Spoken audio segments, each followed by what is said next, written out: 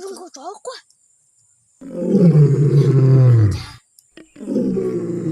Phải con chó nó đau. Ôi giời. Bé, xin trai vậy. Chó đó. Chó bự tổ kì tổ sao?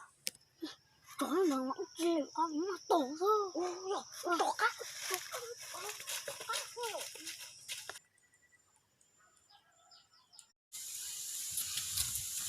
Ta semua tenang nih. Nó tổ nó kìa.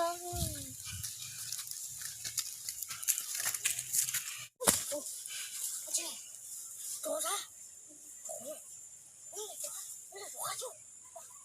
Bà, mình cho chuyện mình nuôi chúng bà sao không muốn không đâu. Bà có tao chỉ nói à? Ha, sao tôi đi à?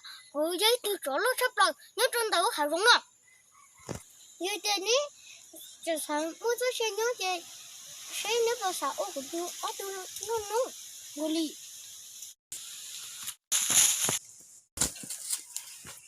Thế còn nữa nó cũng chúng tôi với nó rồi. Vô lý.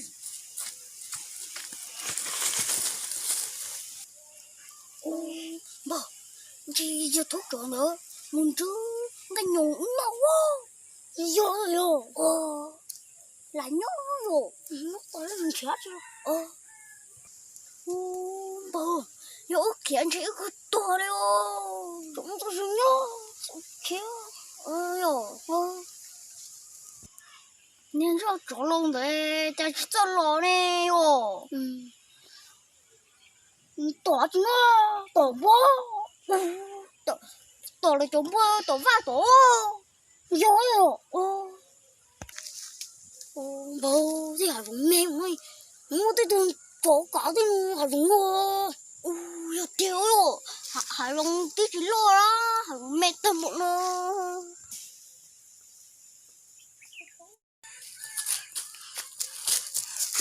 Trời thử cho tôi nó kìa, cho chúng nó trứng nồng.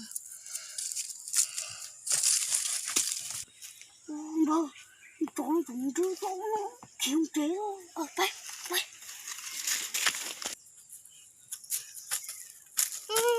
Trời ơi, nặng mà, tôi khẽ tử nè, giờ cũng cho bố nó nè, kêu của cho kìa.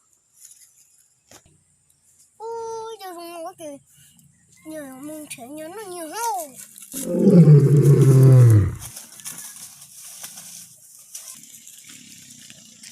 Chào chúng mình lên tiền đây dùng một số nhau sơ tử nè. Bầu không có cho.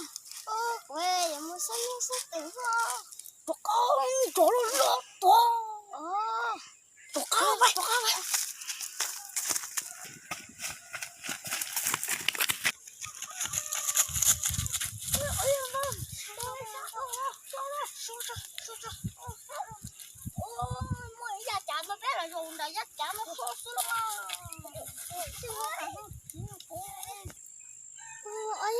Em nó bù chỗ bó lo.